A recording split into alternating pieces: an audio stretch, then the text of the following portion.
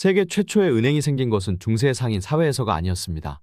은행은 전혀 뜻밖에도 성전기사단으로 불리는 중세의 한 종교 집단에서 발생했습니다. 기사단은 부나 명예를 물려받지 못한 귀족 출신 남성들의 지원으로 모집되었고, 기사가 된 후에는 일생을 교회에 헌납하겠다는 약속을 했습니다. 성전기사단은 예루살렘에 있는 솔로몬 사원 근처에서 살았습니다. 그들은 또한 성지를 순례하는 순례자들을 안전하게 보호하는 특별한 임무도 수행했습니다. 그들은 항복이나 패배를 용납하지 않는 엄격한 전투 법칙을 지켰습니다. 명예로운 죽음을 갈망하고 죽음을 전혀 두려워하지 않는 특성 탓에 성전기사단은 세상에서 가장 무시무시한 전사로 여겨졌습니다. 그런 기사단이 세계에서 가장 큰 규모의 국제은행을 설립했으며, 그것이 이후 거의 200년간 운영되었습니다. 이 기간 동안 그들은 현대적인 은행 구조의 기본을 제시했습니다. 엄격하고 복잡한 규율에도 불구하고 워낙 여러 나라에 광범위하게 퍼져 있었던 까닭에 원래의 기사단 형태가 조금씩 변하면서 약간의 틈이 생겨났습니다. 성전기사단은 완벽한 청렴 속에서 시작되었지만, 십자군원정 기간 동안 이슬람교도로부터 약탈한 전리품을 기사단이 소유할 수 있도록 교황이 허락하면서 점차 부유해지기 시작했습니다. 그리고 시간이 흐르면서 완고하던 기사들도 전투 후 얻는 물품이나 여기저기서 들어오는 기증품을 기꺼이 받아들이게 되었습니다. 시간이 흐르면서 성전기사단은 많은 토지와 귀중품을 소유하게 되었습니다. 성전기사단은 그들이 획득한 재산을 예루살렘에 있는 자신들의 요새로 이송했습니다. 성전기사단은 이미 세계 각국의 강력한 기사들로 무장한 성을 몇 군데 소유하고 있었습니다. 세상에서 가장 무시무시한 전투부대로 명성을 얻으면서 그들의 성은 귀족이나 정치가들이 돈이나 귀중품을 안심하고 맡겨놓을 수 있는 가장 이상적인 장소가 되었습니다. 위험 있고 맹렬한 성전기사단은 이러한 귀중품이 지중해 넘어 멀리 떨어진 지역이나 해상 수송로를 통해 안전하게 이송될 수 있도록 보호하는 역할도 훌륭하게 수행했습니다. 이렇게 세계 각국에 위치한 성전기사단의 성들이 점차 은행 역할을 하게 된 것은 당연한 수순이었습니다. 프랑스에 있는 기사는 파리에 있는 기사단을 통해 돈을 맡기거나 꺼낼 수 있었습니다. 성전기사단은 다른 지역에 돈을 받아올 때 교환 비율을 정했으며, 다른 형태의 화폐로 전달할 경우 어떻게 할지 세세한 규칙들을 마련했습니다. 말하자면 요즘의 환율제를 처음 생각한 것입니다.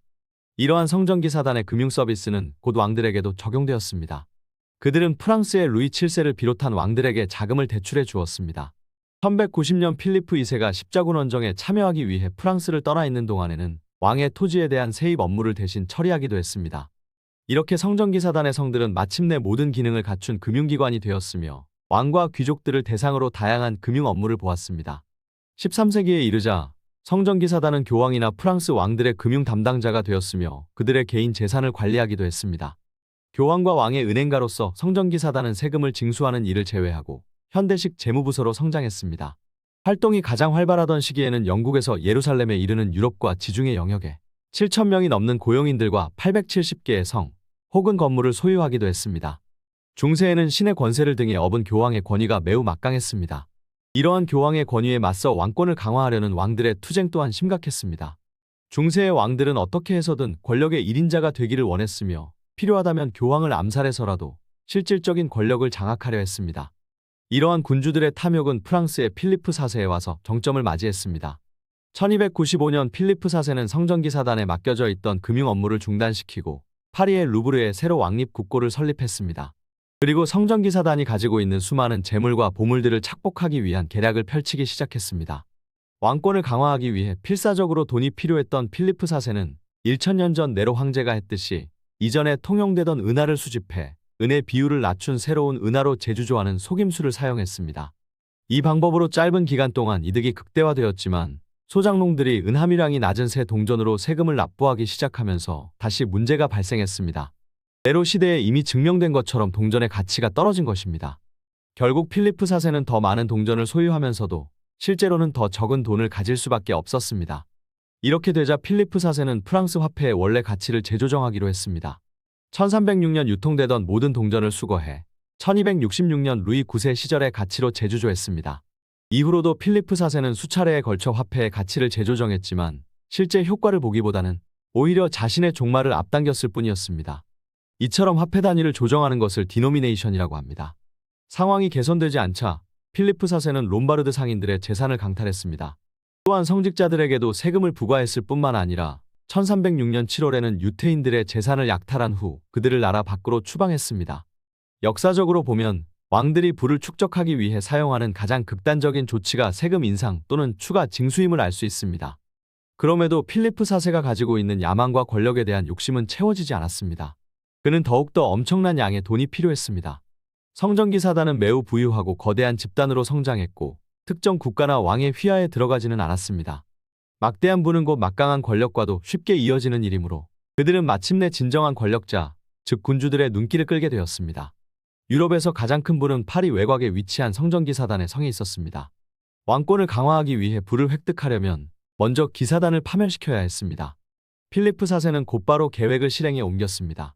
필리프 4세의 비밀 요원들은 기사단과 전면 대결을 벌이지 않고 프랑스에 있는 성전기 사단의 주요 지도자들을 체포하기 위해 급습작전을 펼쳤습니다. 필리프 4세와 그 협력자들은 성전기 사단을 향한 전쟁을 일으켜 사회를 공포에 휩싸이게 하고 도덕을 침해했다고 최악의 죄목들을 제시하며 성전기 사단을 고발했습니다. 프랑스 검찰관들은 이단과 변질, 악마 숭배, 성적 도착을 비롯해 중세의 도덕적 법도를 위반한 행위들에 대한 죄목으로 성전기 사단 단장을 고소했고 길고 장황한 재판을 통해 유죄를 선고했습니다. 또한 성전기 사단이 고양이를 숭배하며 남색을 즐긴 죄로 인해 예루살렘을 빼앗기고 십자군 원정에 실패하게 되었다고 주장했습니다. 필리프 4세의 조사관들은 청렴하게 산 예수와 비교하며 성전기 사단이 소유하고 있는 막대한 부에 대해서도 죄를 물었습니다. 하지만 이 기간 동안 성전기 사단은 지난 수년간 그들의 목숨을 바쳐 봉사해온 교회로부터 어떠한 도움도 받지 못했습니다. 결국 왕권을 강화하고자 했던 필리프 4세는 성전기 사단을 화형에 처하며 세상에서 가장 위대한 금융 집단을 쓰러뜨리는 결과를 낳았습니다. 성전기 사단의 몰락은 중세의 금융이 몰락한 것과 같았습니다. 필리프 4세가 성전기 사단에 가한 폭력은 강력한 왕권의 확립과 국가가 기사단 같은 강력한 금융 경쟁사를 용납하지 않는다는 사실을 더욱 확실하게 각인시켜 주었습니다. 로마가 멸망한 후 처음으로 강력한 권력을 지닌 정부가 금융단체를 조정할 수 있을 뿐만 아니라 종교 집단의 상업적 힘을 파괴할 수도 있다는 사실을 다시 한번 확인시켰습니다. 그 후로는 어떠한 종교 조직이나 교회 그 자체도 서유럽의 금융 경제에 깊이 관여하지 않았습니다. 결국 성전기 사단의 몰락으로 교회를 비롯해 어떤 조직도 그와 유사한 금융단체를 새로 구성하는 것을 꺼렸기 때문에 중세의 금융과 상업 분야에는 공백이 생길 수밖에 없었습니다.